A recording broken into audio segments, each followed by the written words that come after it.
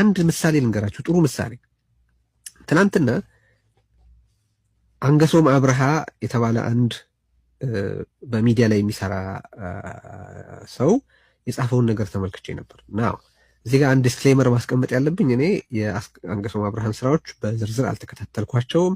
ከዛ በፊትም ሆነ ከዛ በኋላ ለጻፋቸው ፖስቶች ቫውች እያረኩ አይደለም፣ ስለማላቀው ብቻ ነው እንጂ በተለየ ሁኔታ የተለየ ስጋት ስለለኝ አይደለም። ስለማላቀው አሁን የምናገረው ይቺን አሁን የምጠቅሳትን ፖስት በተመለከተ ብቻ ነው።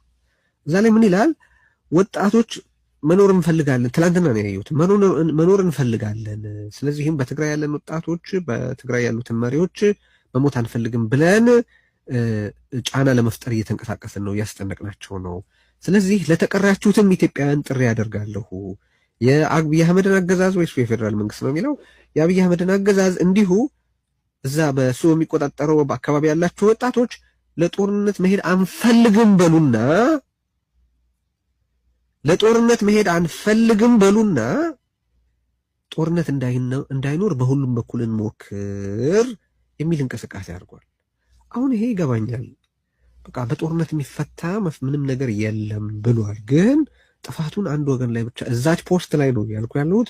ጥፋቱን አንድ ወገን ላይ ብቻ ሲተፈድፍ አይደለም የተመለከትኩት። አጠቃላይ የሆነ ስልጣን ላይ ያሉ ኃይላት የሆነን ነገር ለማሳካት ወደ ጦርነት እንዳይሄዱ ከጦርነት ውጭ ያለ ሌላ መንገድ እንዲፈልጉ አገር አቀፍ የሆነ እንቅስቃሴ እንጀምር፣ እናስገድድ የሚል ነው። ይሄ አንድ ነገር ይገነዘባል። ለምሳሌ ዋናው የተገነዘበው ምንድነው? በዚህ ፖስት ነው የተመለከትኩት። አንገሶም በአንድ ወገን ጫና ብቻ ነገር እንደማይሳካ፣ በአንድ ወገን ፍላጎት ብቻ ጦርነት እንደማይቀር ያውቃል። በመሰረቱ አንድ ወገንን ብቻ ጦርነት አቁም በማለት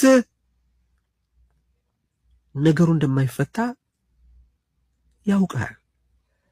እዚህ እኛ ጀምረነዋል፣ እናንተ ትተባበሩናላችሁ ወይ? ቢኮዝ እናንተ ካልተባበራችሁ ጦርነት ሊቀር አይችልም ነው እያለ ያለው። አሁን ይሄ ግልጽ የሆነ በጦርነት የሚፈታ ነገር ኪሳራ ነው። ተመልሶ ወደ ጠረጴዛ ድርድር መምጣቱ የማይቀር ነገር በጦርነት ወጣቶች እንዲያልቁ ማድረጉ ትክክል አይደለም። ወጣቶች መሞት ሳይሆን መኖር እንፈልጋለን የሚል አንድ የሰላማዊ እንቅስቃሴ ንቅናቄ ተደርጎ ሊወሰድ ይችላል።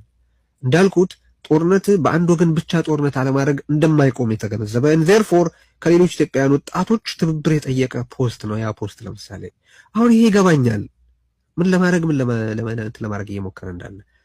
ሌሎቹ ግን አይ አብይ ምንም ያርግ ትግራይ እጇን አጣጥፋ ትቀመጥ የሚል ነው ይመስለው የአንዳንዱ ጦርነት አያስፈልግም ባይ ጥያቄ።